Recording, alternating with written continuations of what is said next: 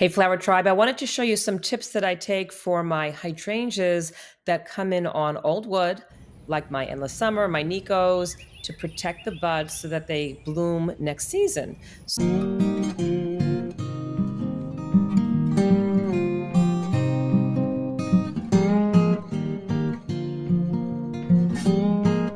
So you can take these steps towards like the beginning of winter, the end of winter. You can even do them in like early spring. You're going to want to do this step only on those hydrangeas that come in on that old wood because you need to protect some of those buds that might get frozen off. And you want to do this step when it's not going to be warm again. So I don't advise you to do this when it's like the end of fall, because sometimes we get like a warm snap. And so let me show you what I do with my hydrangeas to keep them coming back super strong. I wanted to give you some tips on how to protect your hydrangeas that kind of come in on that old wood. Hydrangeas like Endless Summer and Nico, those flower buds were put in place on the wood last fall. And what happens is sometimes we'll have a really late spring freeze or a spring frost, and sometimes you can wind up getting winter kill on some of those buds, which means it kind of zaps that bloom right off. So here's what you can do to protect your plants. So I just put in some of these poles. These are kind of the sticks that you can just find at Home Depot. A lot of times we'll use them to mark off where the driveway is when we get snow removal, but you can also just use bamboo poles, or you can use just some like wood dowels or anything you could find to give a little bit of support to surround your hydrangea. And then I just took some burlap and I'm going to surround my plant with the burlap. And some people just do this and they'll attach the burlap right here and then they're good to go. What I like to do is to use some twisty ties, and I'll just secure the burlap to each of these. And I'm going to show you how I do that right now. So I just poke a little hole in the burlap. I'll do one here, a hole here, a little hole right here, and I'll get my twisty tie. And I just secure it right to the pole. And I'll do the same thing here.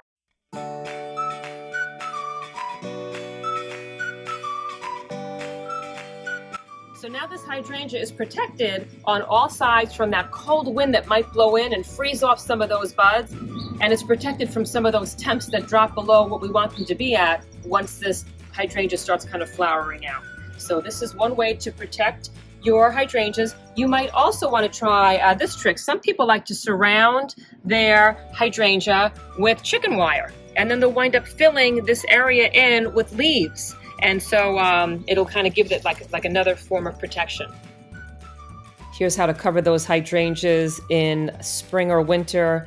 I made this video when we had a snowstorm that came in towards like the beginning of spring, but know that you can also do this to your hydrangeas that come in on the old wood in winter. And guys, the reason why you don't have to do these steps with your hydrangeas like your Limelight, your Annabelle, your Incredible, any of your smooth hydrangeas is because those hydrangeas come in on new growth, usually from like the base of the plant in late spring. So these buds that we're protecting with these methods aren't even in place yet. So don't worry about doing these steps with those types of hydrangeas. This is really mostly for your mop heads, the hydrangeas that come in on that old wood. Okay, I'll show you what this looks like. I wanted to show you some steps that I take to protect my hydrangeas in spring when we get a cold snap. So it's the end of March. This is so crazy. It's snowing.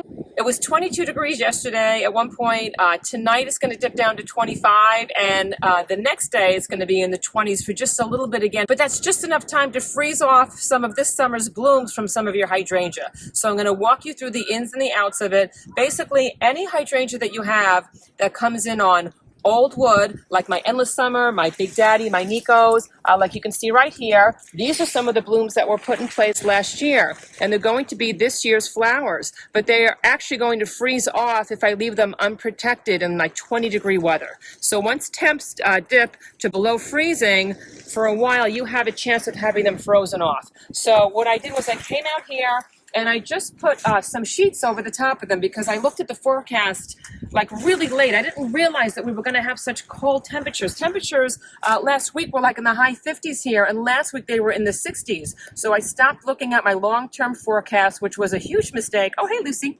And what happened was I checked out the forecast yesterday when I came home from the city, and it was like 5 o'clock at night, and all of a sudden I realized, oh my goodness, it's going to be 22 degrees, like in the morning. So I flew out here. I just grabbed some old sheets. These are some sheets that I used. I used to use them for like Halloween decorations for when my kids were little, and I kind of like hang some ghosts and trees. And I basically just threw them over my endless summers, and I just kind of secure them really fast with just some clothespins.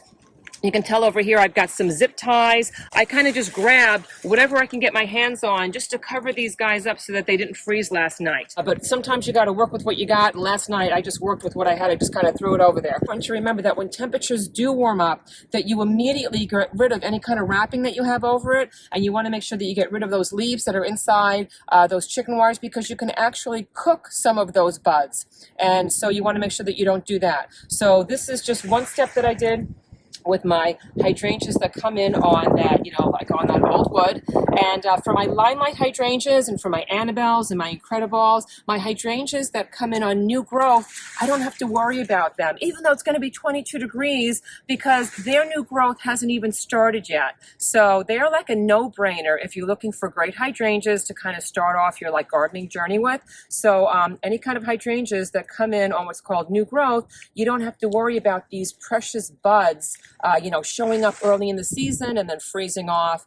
So that's just a little bit of like a little quick gardening hack. So guys, stay warm. Good luck with your spring gardening, and I will keep you posted on what's going on here in Cranberry Fields Flower Farm. Thank you so much for joining us in this video, and please say hi to us over on my Cranberry Fields Instagram page. You can also find us on TikTok, and I made a whole bunch of podcasts for you. You can find those wherever you listen to your podcast, and know that I made a whole bunch of online flower courses for you with easy to follow tips on how to grow beautiful flowers just like these in your own gardens. I will put all of those in descriptions below. And please also let me know where you're viewing this from in this great, big, beautiful world. I love to see how our flower tribe is growing around the globe each week. Also check out our Kelly Lehman's Flower Tribe Facebook group, because there's thousands of gardeners from all over the world, and they're asking and answering loads of garden questions over there. And know that YouTube has allowed me to have a super thanks button attached to this channel. And if you'd like to buy us a cup of coffee or let us know if you appreciate these videos, that would be terrific. Or you could just give us a like or a comment below. I would appreciate that. And I will see you guys in the next video.